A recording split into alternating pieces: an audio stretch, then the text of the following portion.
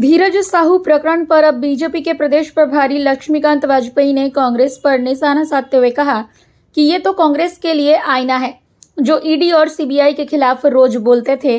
उन्होंने कहा कि सभी ने भ्रष्टाचार से बचने के लिए इंडिया गठबंधन बनाया था। अब इसका जवाब कांग्रेस के राष्ट्रीय नेता राहुल गांधी देंगे कि ये पैसा किनका है और किस काम के लिए था। लक्ष्मीकांत वाजपेयी ने एक तीर से कई निशाने साधते हुए कहा कि जब से ये प्रकरण सामने आया है, सभी कांग्रेसी नेताओं के मुंह में दही जम गया है। उन्होंने कहा कि ये पैसा केवल धीरज साहू का ही नहीं है, इसमें कांग्रेस के सभी लोग और इंडिया गठबंधन के शामिल दलों के नेताओं का पैसा है। जांच के बाद सब कुछ सामने आ जाएगा। राम राम जी, राम राम जी, एक सेकंड आगे हो जाओ, रास्ता आने जाने वालों को रास्ता हो जाए।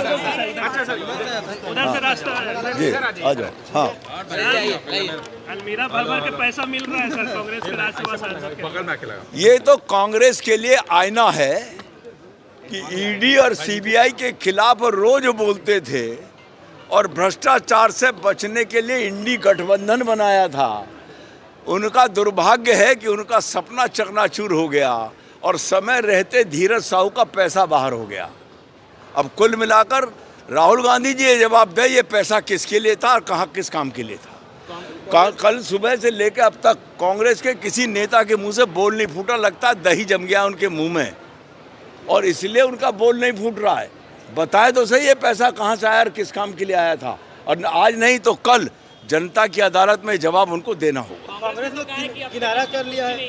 उन्होंने कहा कि धीरज साहू जाने कहाँ से आया पैसा, वो जस्टिफाई करे। अगर कांग्रेस के किसी अधिकृत व्यक्ति ने ये कहा है तो ये मान लो कि वो कांग्रेस के नेताओं की पोल भी खोलेगा, मरता क्या ना करता, उसके पास कोई चारा और नहीं होगा।